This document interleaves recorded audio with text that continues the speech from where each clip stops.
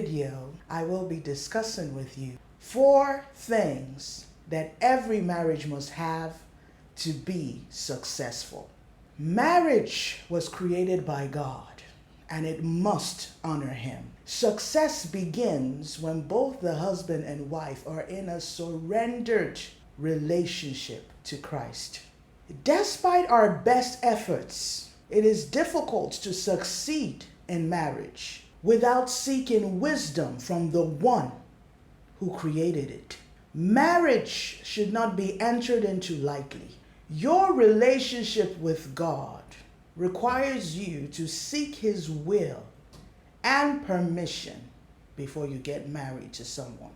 I will talk more about this in subsequent videos related to marriage. So there are 4 things that must be in your marriage in order for it to be successful. If any of these are lacking, your marriage will struggle greatly. Number 1, trust. The Bible tells us in Genesis chapter 2, verse 24, that therefore shall a man leave his father and his mother and cleave to his wife, and the two shall become one flesh.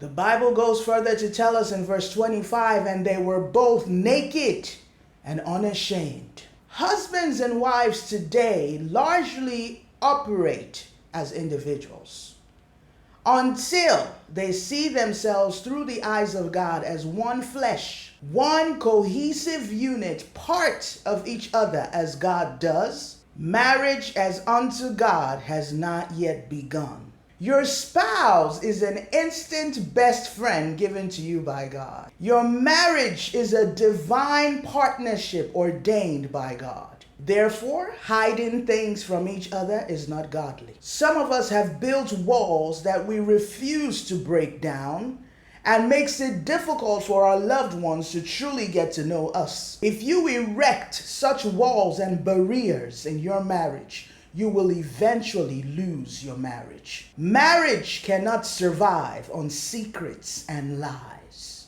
It requires you to be open and vulnerable with each other. Trust is a strong and needed foundation in marriage.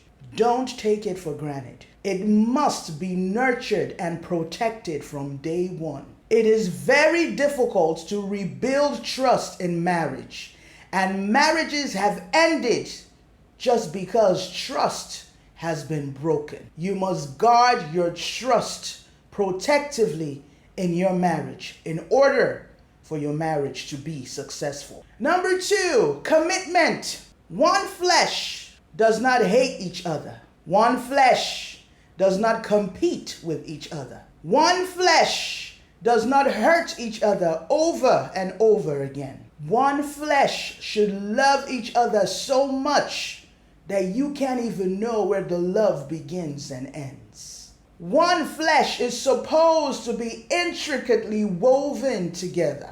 One flesh is to stand with each other against anything that seeks to tear them apart.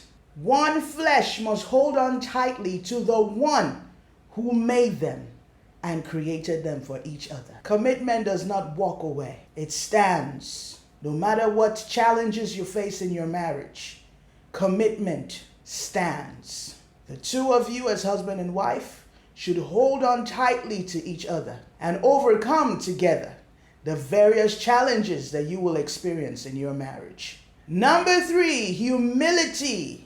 God has given the formula for marriage to work, but many Christians have a problem with it because of pride, ignorance, and unbelief. The husband and wife must first be submitted to God. They must have a solid relationship with God.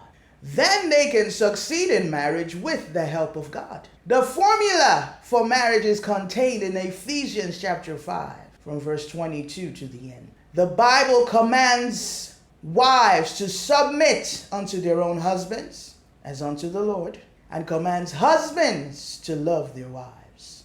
Both require humility. Both need the help of the Holy Spirit. If a wife is loved, she finds it easier to submit. If a husband is respected, he finds it easier to love his wife. Men equate respect with love.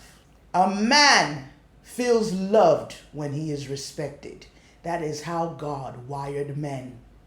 Women, we are packaged for love. We are receivers of love. Every woman just wants to be loved, and every man seeks to be respected.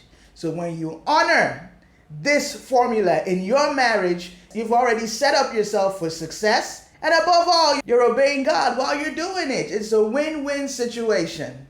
Submission is subjective leadership. It is power under control. Women, we have authority in our own right. The Lord made it clear in Genesis when he created male and female. He gave us both dominion to rule. However, in marriage, even though we are leaders in our own right as women, the Lord has commanded us. He has set up the structure in marriage for wives to be submissive to their husbands. This is why it is very important to marry a man who is submitted to Christ. Submission is a whole lot easier when a godly woman is married to a godly man. And this is why the Lord commands it. If you follow this formula, your marriage will be so blessed. If a wife is loved, she will give her husband anything. She will give him the whole world and the planets around it. She will go above and beyond, because women, we are packaged for love. That's why God commands the husbands to love their wives. Men must be respected.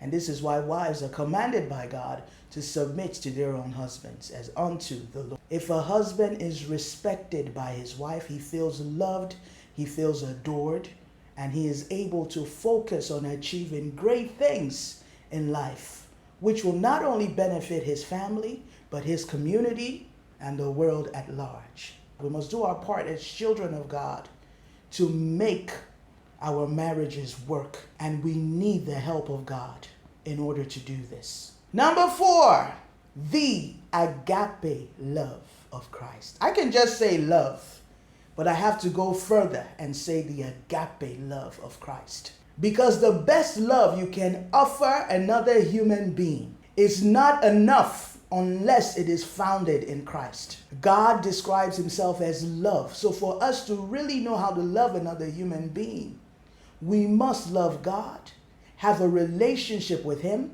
so that he can teach us how to love our spouses, teach us how to love our friends, teach us how to love the world at large. The Bible talks about the fruit of the Holy Spirit in Galatians chapter 5, verse 22 to 23.